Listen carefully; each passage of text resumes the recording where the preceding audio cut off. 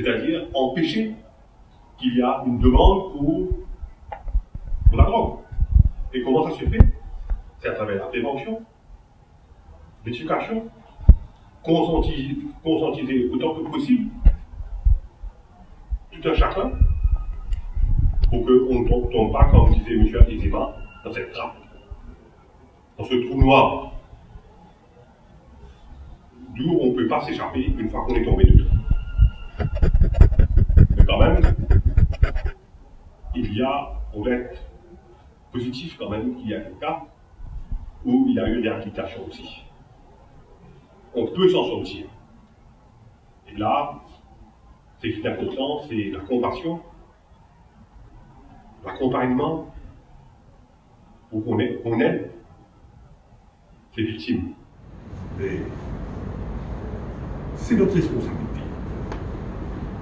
Que la police agisse ou non, on doit pouvoir communiquer ce que nous savons. Très souvent, nous restons des spectateurs et on se dit, bon ben ok, ça c'est le travail de la police. C'est à eux de faire ce qu'ils doivent faire et on ne veut pas se mouiller. Et je crois que c'est notre responsabilité en tant que citoyen de communiquer autant que possible. Il y a aussi un autre aspect, c'est l'échange d'informations. Donc, cette campagne est plus possiblement pour la prévention contre la drogue. Cela a commencé en Amérique, puis cela va continuer pendant une semaine. Donc, nous avons fait des partenariats avec plusieurs établissements scolaires, comme les collèges et aussi des universités, pour nous faire comme si des campagnes contre la drogue. C'est ça le but du Red Ribbon Week.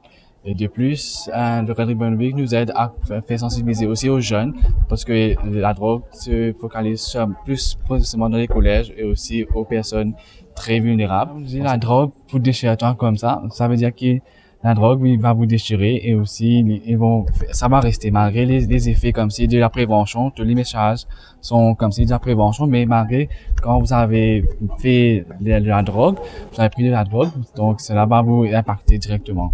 Donc, des messages de sensibilisation c'est ça, des élèves de l'université aussi des collèges participants.